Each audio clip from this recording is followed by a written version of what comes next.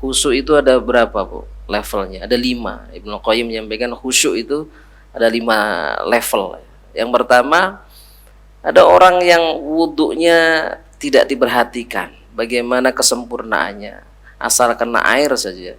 Yang penting kena air, nggak tahu rata apa enggak. Kalau bahasa yang sering saya dengar itu cepak-cepek gitu ya, pokoknya wudhu cepat-cepat. Habis itu sholatnya juga tidak hadir sama sekali kekhusyuan, tidak memperhatikan auqatus sholah, sholatnya injury time. Yang penting sholat, ya, sholat menjelang, sholat asar menjelang maghrib, sholat maghrib menjelang isya, gitu terus. Maka lihat, ini adalah level orang-orang yang sholatnya itu mu'aqab, justru dia akan dicampakkan, sholatnya tidak diterima. Fawailul lil musallin, celakalah orang-orang seperti ini. Sahun, mereka lalai.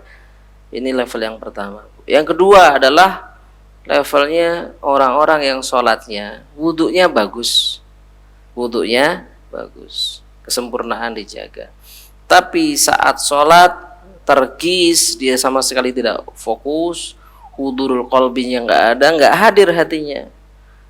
Maka orang-orang seperti ini adalah orang-orang yang nanti muhasab. Muhasab itu dihitung sholatnya yang khusyuk mana, yang tidak khusyuk mana.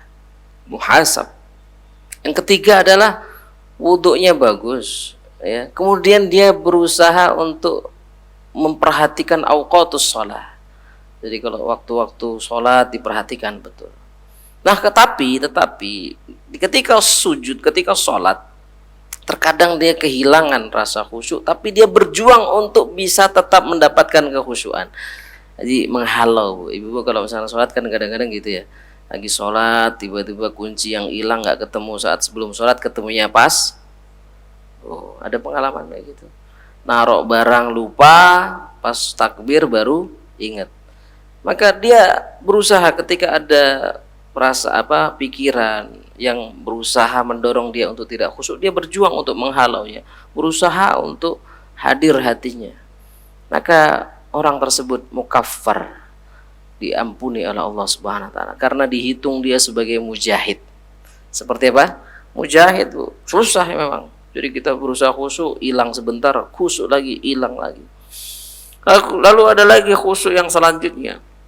Khusyuk di mana dia wudhunya baik, auqatus sholah diperhatikan, dan dia hadir hatinya.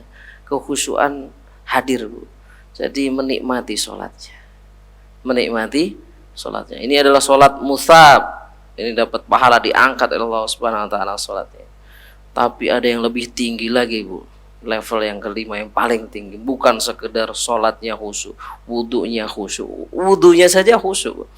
Ada seorang sahabat dulu ketika mau wudhu itu wajahnya pucat. Disampaikan, limadza ikhmarat wajhuka, kenapa wajahmu pucat? Maka dia menyampaikan, bagaimana aku tidak seperti ini, sedangkan aku mau menghadap Rabbul Izzah, Allahu Azza wa Jal. Kita aja kalau mau ketemu orang besar, kadang-kadang ada perasaan grogi nggak sih?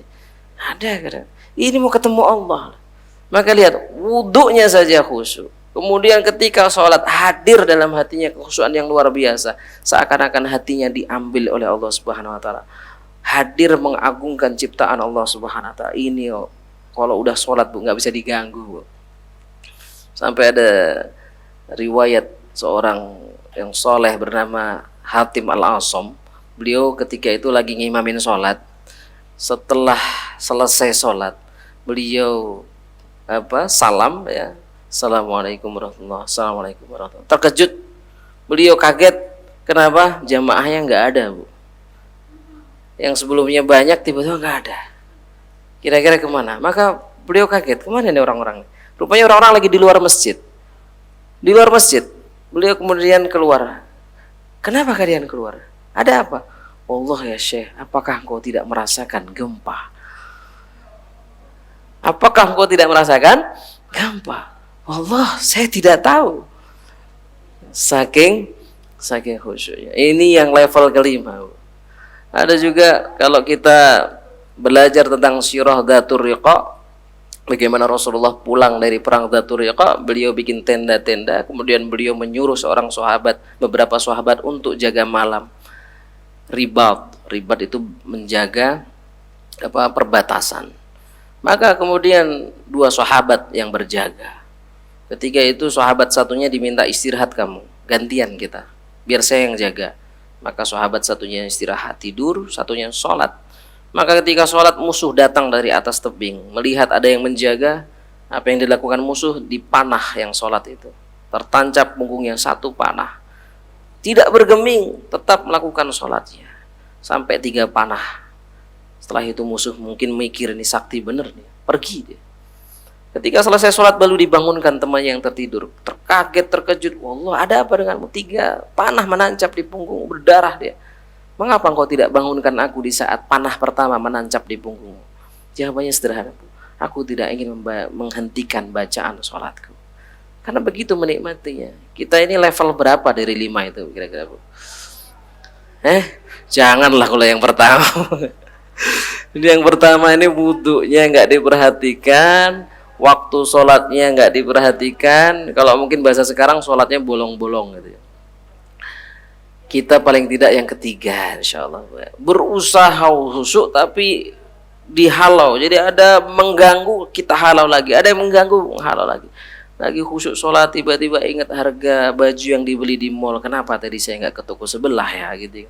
Kenapa harganya nggak saya tawar ya? Kadang-kadang langsung kita tepis lagi. Maka Ibu rahmatullah subhanahu wa ta'ala, bagaimana ulama menyampaikan tentang untuk belajar khusyuk itu, pertama dari bagaimana akhlak kita kepada Allah subhanahu wa ta'ala, dari yang kita makan. Kalau yang kita makan adalah barang yang haram, lahmun nabata min sukhtin fannaru aulabih, maka tumbuh daging itu dibakar nanti di neraka. Maka susah untuk bisa khusyuk. Karena apa? Dagingnya saja terpenuhi dari nutrisi yang haram. Atau kemaksiatan dari mata kita, kurang menjaga mata kita, itu juga menjauhkan kita dari kekhusyuan. Suatu ketika seorang murid bertanya kepada gurunya, wahai guruku, setiap malam aku berusaha untuk sholat tahajud, qiyamul lail, tetapi selalu terlewat. Maka jawaban gurunya, qayyatuka bidunubika, kamu terikat dengan dosa-dosamu yang banyak. Banyaklah beristighfar, jauhi kemaksiatan. Dan yang berikutnya adalah untuk mendapati kekhusyuan, kita senantiasa mengerti yang kita baca. Masa iya bacaan Al-Fatihah yang dulu dari kecil kita baca nggak kita pahami sampai sekarang? Belum lagi surat-suratnya. Kemudian apalagi berahmat Allah subhanahu wa ta'ala, kalau ada orang yang sakit kita jenguk, kalau ada orang meninggal kita takziah, itu melembutkan hati. Itu juga menghantarkan kepada kekhusyuan. Dan tentunya adalah mengingat kematian adalah salah satu faktor terkuat, salah satu faktor terhebat untuk menghadirkan kekhusyuan.